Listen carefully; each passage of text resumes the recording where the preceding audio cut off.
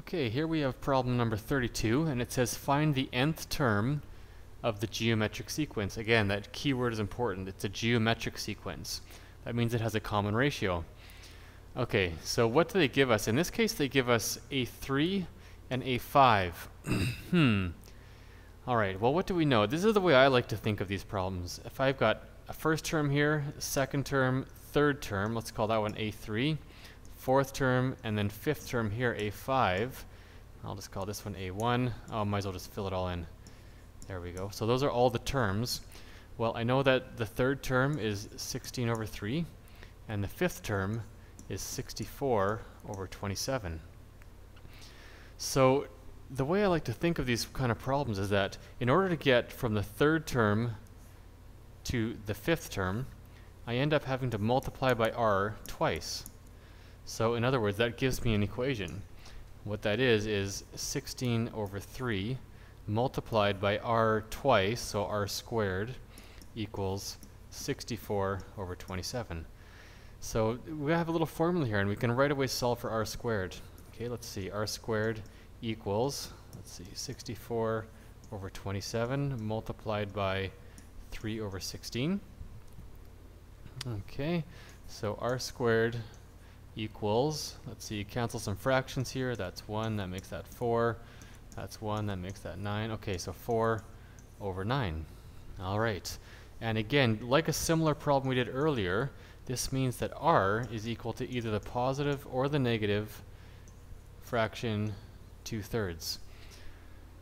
Okay, so that's a good start. We have the common ratio. Now, what we need is we still need to know the first term, because if you recall, I'll write it here, that the nth term is a1 r to the n minus 1. Okay, so now we have r, but we don't know a1. But we can get it actually very easily, because think what's going to happen here. If we multiply by r to get to the next term, well, to go back to the last term, we just have to divide by r. And again, divide by r. So if we take this 16/3 and we divide by r twice, that should give us the first term. Okay, let's go to a different color. How about orange? Okay, so what we have is 16/3, and if we divide by r, which is either positive or negative 2/3 squared, that should give us that first term. Right? That'll take us back 2 steps in our sequence. Now, I said plus or minus, but once I square this thing, it won't really matter whether it's plus or minus, so I'm just going to leave it as positive. Okay, so we have 16 over 3 multiplied by, let's see, 4 over 9. Where did that come from? That's 2 squared is 4, 3 squared is 9, but then I flipped it because the division changed to a multiplication. So I'm just kind of doing a few steps in my head there. Okay, so that's a1. Okay, so let's see, that's 1, that's 4, that's 1, that's 3. And so what we end up with, a1 equals 4 times 3, it's 12. Okay, so there we have that term. All right, so I'm going to leave the next step up to you. It says to use the table feature of your graphing utility, that's your calculator, to verify your answer numerically. Okay, and actually I guess I haven't even actually written the answer out yet.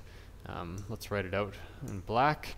Let's say an equals a1, which is 12, times common ratio, so either 2/3 to the n minus 1, or it might be an equals 12 to the negative 2/3 to the n minus 1. Okay, both of those are correct. Okay, so yeah, I'll let you go ahead and verify that with your calculator, and yeah, good luck.